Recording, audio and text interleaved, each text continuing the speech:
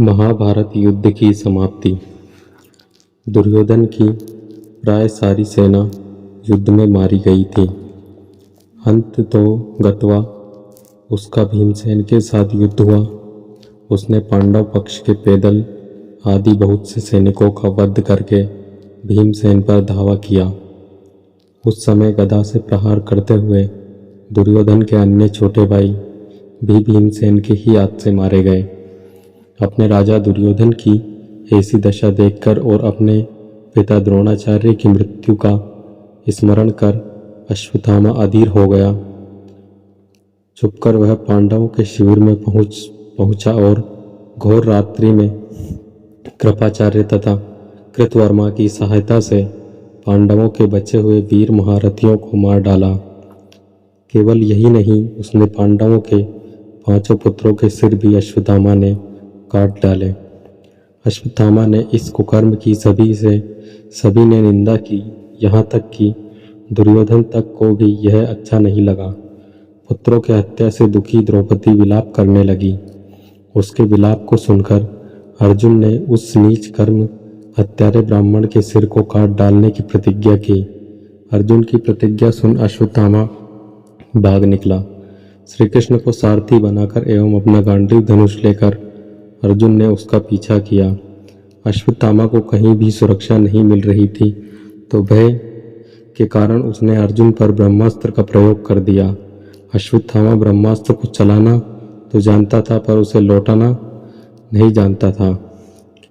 उस अति प्रखंड तेजोमय अग्नि को अपनी ओर आता देख अर्जुन ने श्री कृष्ण से विनती की, हे जनार्दन, आप ही इस त्रिगुणमयी सृष्टि को रचने वाले परमेश्वर हैं। सृष्टि के आदि और अंत में आप ही शेष रहते हैं। आप ही अपने भक्तजनों की रक्षा के लिए अवतार ग्रहण करते हैं। आप ही ब्रह्मा स्वरूप हो, रचना करते हैं। आप ही विष्णु स्वरूप हो, पालन करते हैं। आप ही रुद्र स्वरूप हो, संहार करते हैं। आप ही बताइए कि यह प्रचंड अग्नि मेरी ओर कहाँ से आ रही है और इससे मेरी रक्षा कैसे होगी। श्री कृष्ण बोले, हे अर्जुन, तुम्हारे भय से व्याकुल होकर अश्वत्थामा ने यह ब्रह्मास्त्र तुम पर छोड़ा है।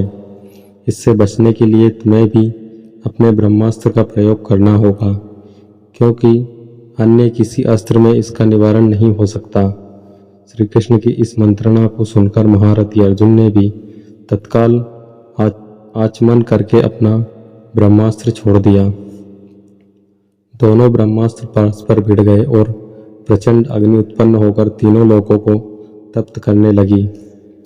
उनकी लपटों से भारी सारी प्रजा दुग्ध होने लगी। इस विनाश को देखकर अर्जुन ने दोनों ब्रह्मास्त्रों को लौटाकर शांत कर दिया और झपट कर अश्वत्थामा को पकड़ कर बांध लिया।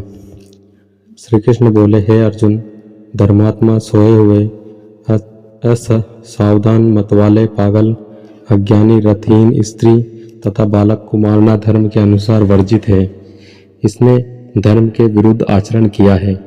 सोए हुए निरपराध बालकों की हत्या की है। जीवित रहेगा तो पुनः पाप करेगा। अतः तत्काल इसका वध करके और इसका कटा हुआ सिर द्रौपदी के सामने रखकर अपनी प्रतिज्ञा पूरी करो।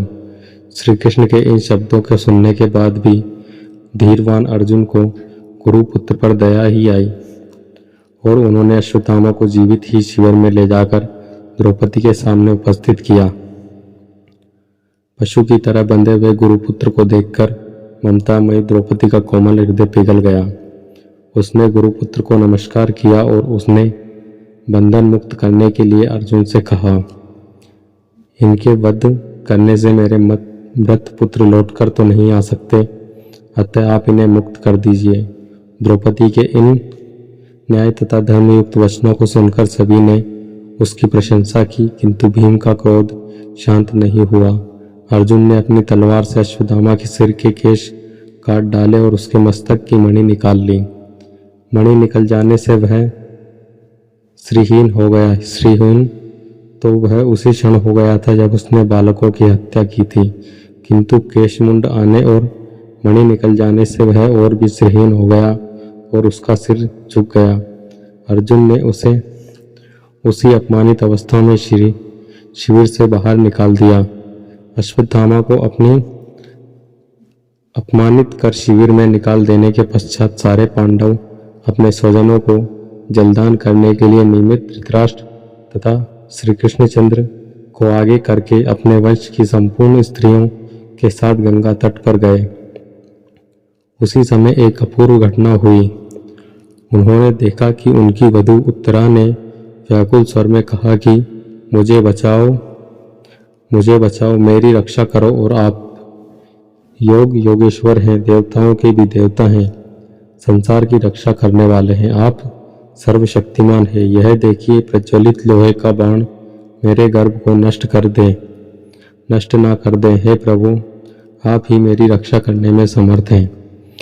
ऐसे कातर वचन सुनकर श्री कृष्ण तुरंत रथ से कूद पड़े और बोले कि अश्वत्थामा ने पांडव वंश को नष्ट करने के लिए फिर से ब्रह्मास्त्र का प्रयोग किया है, जिससे उत्तरा का गर्भ अत्यंत जलने लगा, परंतु श्री कृष्ण ने अपने तप से शिशु को पुनर्जीवित कर दिया। तो दोस्तों, ये वीडियो थी महाभारत युद्ध की समाप्ति की। ये आपको कैसी लगी हमें कमेंट करके ज़रूर बताएं, और वीडियो अच्छी लगी हो तो वीडियो को लाइक, शेयर और ऐसी और वीडियोस के लिए बने रहें हमारे यूट्यूब चैनल के साथ। वीडियो में अंत तक बने रहने के लिए आप सबका धन्यवाद।